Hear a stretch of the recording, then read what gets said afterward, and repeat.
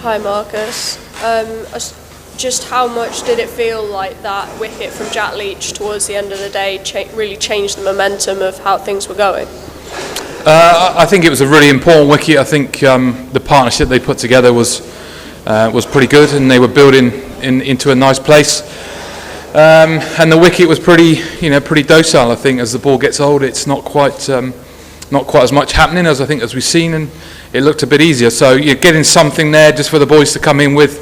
Very nice. Always good to get a wicket just for a break. We've heard from a few of the players now that the wicket's quite tactile in the morning session. Is that what England are really going to look to target at the start of play tomorrow? Let's hope so. I think it was a little bit different today almost, because there wasn't as much dew around this morning. It was a little bit more breeze.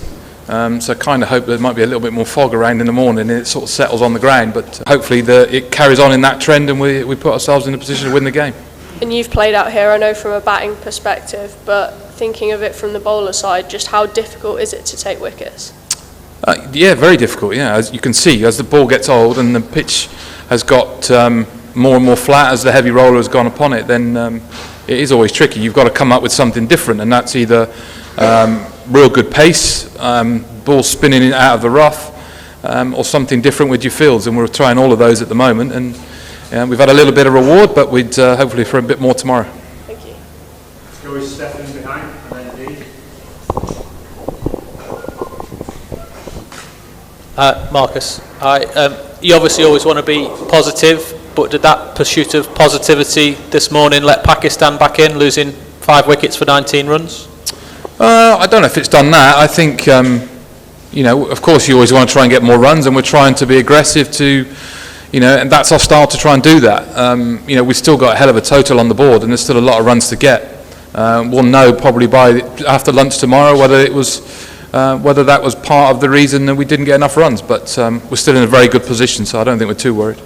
And not helped by a couple of half chances missed, one at short leg, one that went through Will Jack's hands, and then the review that wasn't taken off Imam and Ollie Pope's catch down the leg side. Yeah, those things happen. We know that within games. When you really sort of snap your chances and get the opportunities, it makes it a little bit easier. We've already talked about how hard it is to get 10 or 20 wickets in games over here. So any opportunity, it happens. But that is the game, unfortunately. And obviously, with the review, some of the guys weren't sure, and not enough to make Ben go for the review. James Anderson took a wicket early doors, and it was a pretty decent delivery. Can you still believe that he's producing that kind of quality at this age? I think we can, yeah. I think we've seen enough that that he just keeps going, doesn't he? He's great to have around at the moment. He's really sort of taking the responsibility of looking after the younger guys, bringing them forward, and giving his experience to those boys coming and getting their opportunity. But he continues to show his world class, and the more that we can stretch out of him and keep him going for the length of his career, the better it's going to be for the team. And then following up his wicket, Ollie Robinson took one almost as good maybe. How impressed have you been with his efforts, not only on tour but in this game in particular? Yeah, Robbo's been great. I think the partnership that those two have sort of shown bowling together has been good. I think you're seeing somebody who whose stats have shown how much he seams the ball and how much he moves the ball, potentially more than most people in England. Hence the reason why he's playing in the position he is, because he generates and has the ability to make the ball seam on pitches that don't really do a great deal. There's a few cracks in the right place, and obviously if you can get the ball in the right place to hit that while the ball's reversing, then it makes a big difference. It's the only sort of movement that you're going to get. So, but having the sort of Robbo and Jimmy, Woody coming through, and obviously then you've got Jamie and other people waiting in the wings, and it looks a good bowling unit. And can I just check, is Ben okay to bowl? Obviously not. Say again, sorry? Is Ben okay to bowl? He's obviously not done so yet, but... No, he's fit to bowl. Gentlemen from there behind you. Yeah, Pakistan need 150 runs and you need 6 wickets. Pakistan is fighting back. How do you rate this situation? Well, 50-50, I guess, at the moment, isn't it? I think we'll know probably around lunchtime how close it's going to be.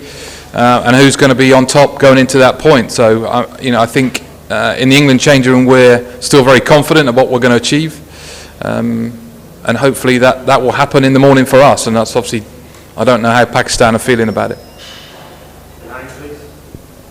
And then we'll finish with John here. Tris, you were part of the team when last time England played here and you guys lost by 22 runs. Are you planning to reverse that tomorrow? I hope so, yeah, I really hope so. The last time we played here, we were in a very good situation to win the game.